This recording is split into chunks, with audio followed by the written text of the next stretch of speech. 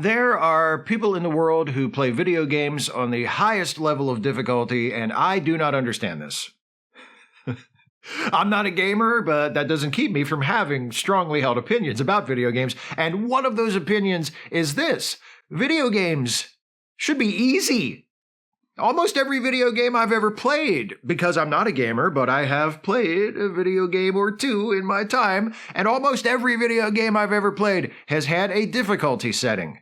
I don't even remember the last time I played a video game on anything other than the easiest setting. Why are those other difficulty settings even there? Everyone's different. I realize that. Tastes vary. So I can't truthfully say that people who want difficult video games are wrong. All I can say is, I don't get it. I've had it explained to me. I understand it on an intellectual level, but I don't get it. Once I asked a friend of mine who plays a lot of video games what they get out of playing games that are hard to beat, and they told me, I like the challenge. And I said, oh, I get that. You're way too invested in video games. You play video games on a higher level of difficulty because you like the challenge. You know what I do when I feel like a challenge? I lead my life. I'm not telling you my life is exceptionally challenging, by the way. It's not. I'm just a massive wuss. Some things in life are unavoidably hard. There's nothing you can do to make them easier. You just have to endure the best you can. But if there is a way to make something easier, I'd like it to be as easy as possible, please. Especially if the something in question is something as frivolous as a video game. Before all you righteously indignant gamers come at me, accusing me of shitting on video games as a medium, that's not what I'm doing. I understand why you might be upset. If you thought that's what I was doing, you love an art form that isn't widely respected or taken seriously. Hey, I'm a pro wrestling fan, okay? I get it. I know that video games can be a medium for serious, intelligent, emotionally involving, socially relevant, and thematically rich storytelling. I'm not arguing otherwise. All I'm saying is, if I play your video game with the beautifully written story on the highest difficulty setting, I'm probably not going to make it to your impeccably crafted and deeply resonant ending. If a story is intellectually or emotionally challenging, I can do that. I'm all about that. But if it's technically challenging, fuck that shit. Who wants to watch a movie where you can't get to the next scene unless you're able to push the right buttons in the right order fast enough? A lot of people, apparently, but have I mentioned yet that I don't get it? Earlier, I said that even though I'm not a gamer, I have played a video game or two in my time. In recent years, most of the games I've played have been mobile games, and I have two of them currently downloaded on my phone. One is a game called Flow Free, which is a puzzle game where you connect the same color dots on a board. The other is a collection of solitaire games, which I use mostly to play free cell. Know what these two games have in common? They're both easy as shit.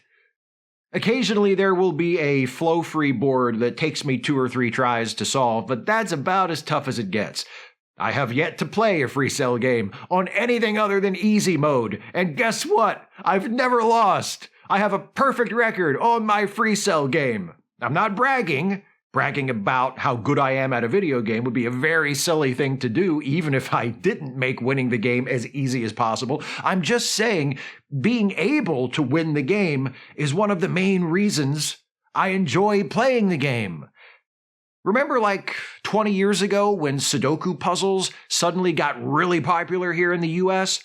When my local paper started printing a daily Sudoku in the puzzle section, I tried it out. I was interested. I've always been pretty good at crossword puzzles, and it's a similar premise, only with numbers. I haven't attempted a Sudoku in, let's see, I guess it would be about 20 years. Know why? Because I suck at them. They're too fucking hard. Math puzzles? What was I thinking? My brain can't do that shit. I was an English major, for Christ's sake. So I stopped. I went back to crossword puzzles. When Wordle came out a few years ago, I played that. I still play it occasionally. I don't always get it, but most of the time I do. If I didn't, I wouldn't play it either. Because, okay, let me tell you something about me. There's another video game that I play every now and then, Doom 2. Classic first-person shooter, right? When I was a kid and it first came out, I played it all the time. I loved it. These days, Doom 2 is one of the games you can find in the Internet Archive's arcade section. And sometimes, if I find myself with some free time and I want to just have some mindless fun, I load Doom 2, turn down the game's music and sound effects, and put on some music of my own, and I play Doom 2 right there in my web browser and have a great time for however long it takes until I get bored with it, usually between half an hour and an hour.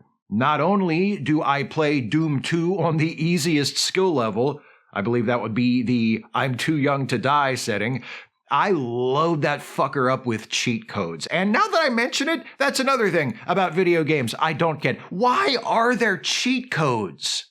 Why do you need to know the secret handshake to activate certain options? Why isn't this stuff just checkboxes in the settings menu? God mode? Yes, please. Check. Infinite ammo? Don't mind if I do. Check. Sometimes, if I don't feel like Doom 2, I'll play Wolfenstein 3D instead, which is also available to stream on Internet Archive. Makes for a nice change of pace. Maybe I don't feel like killing demons. Maybe I feel like killing Nazis. Same deal as Doom, though. I make it as easy to play as possible. The easier it is, the more fun it is. How does it make any sense to make killing Nazis more difficult? When I play Doom or Wolfenstein, I don't want to be challenged. I want to roam through an increasingly hellish landscape and blow away a variety of demons with a shotgun. That's what I want to do, and I want it to be as low effort and mindless as possible, and I don't want to be aggravated by how hard it is to beat this level and move on to the next one. There are things in my life that aggravate me that I can't do anything about. Why would I want the game that I'm playing, that I've chosen to play for fun, to aggravate me too? That insight did not come easily to me. When I was a kid, I was much more of a gamer. This was back in the olden days of 8-bit gaming consoles. I had an NES. I also had a Commodore 64 computer that I used primarily for games. I loved playing video games and devoted much of my free time to it, especially during the summer when I was out of school and my friends and I could visit each other and spend all day playing. Because back then, if you wanted to play multiplayer, the other players all had to be in the same room. I don't know how we all didn't catch COVID. I have fond memories of those times, but you know what else I remember about my misspent youth as a video game player? How my Nintendo controllers would rattle when I shook them, because of all the times I flung them to the floor in frustration. Many of the games that provoked that childish reaction were among my favorites. Teenage Mutant Ninja Turtles, Mega Man, assorted Castlevanias, Battletoads, goddamn motherfucking Battletoads. May the people who made you burn in hell. I liked playing all of those games, but you know what would have made me like them even more? If they weren't so fucking hard to beat that they made me whip the controller at the TV in repeated acts of impotent pre-adolescent rage. It's no coincidence that my enjoyment of my favorite Nintendo games increased dramatically once they came out with the game Genie, which was this cartridge that fit onto the end of the game cartridge, which you then inserted into the console, which allowed you to enter cheat codes that made the game super easy and, as a result, more fun. Am I saying every voluntary activity I engage in, every hobby I pursue needs to be as easy as possible? No, of course not. I exercise regularly, and part of exercising, if you stick with it long term, is occasionally increasing the difficulty of your routine, adjusting your goals to keep it challenging.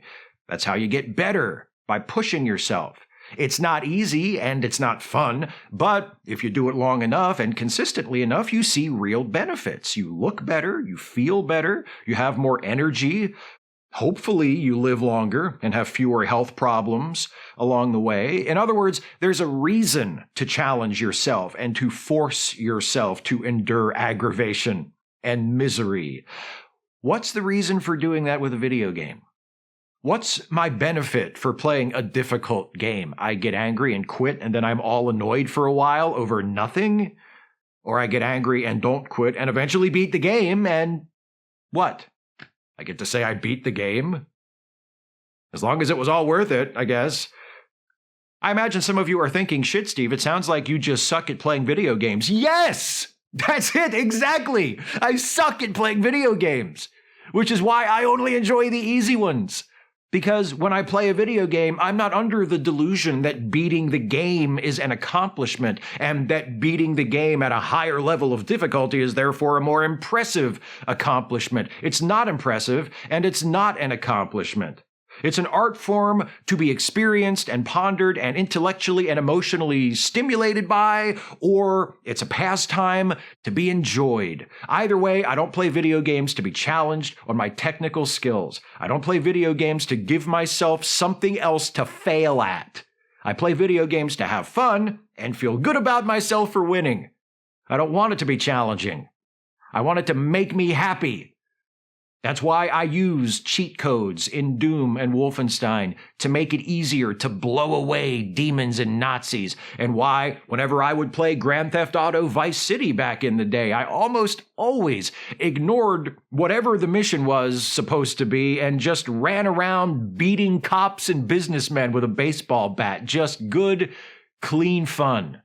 5 or 6 years ago, in a fit of nostalgia, I bought this. A Raspberry Pi loaded with hundreds and hundreds of video games from the 1980s and 90s. It's got stuff originally released for Nintendo, Super Nintendo, Game Boy, N64, Sega Genesis, plus arcade games and games from a bunch of other consoles and formats. I don't play it very often, but I've got it if I get the itch. You know my favorite games to play on it?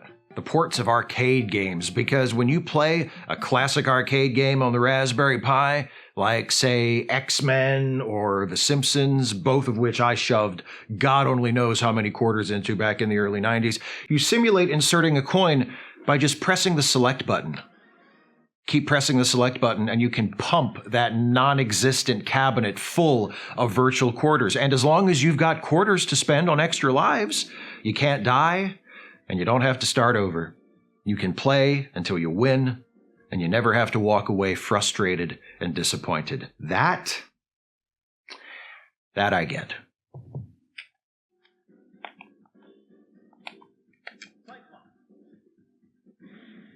In the 21st century, evil mutants led by Magneto aim to destroy the world. Humans can do nothing against the power of the evil.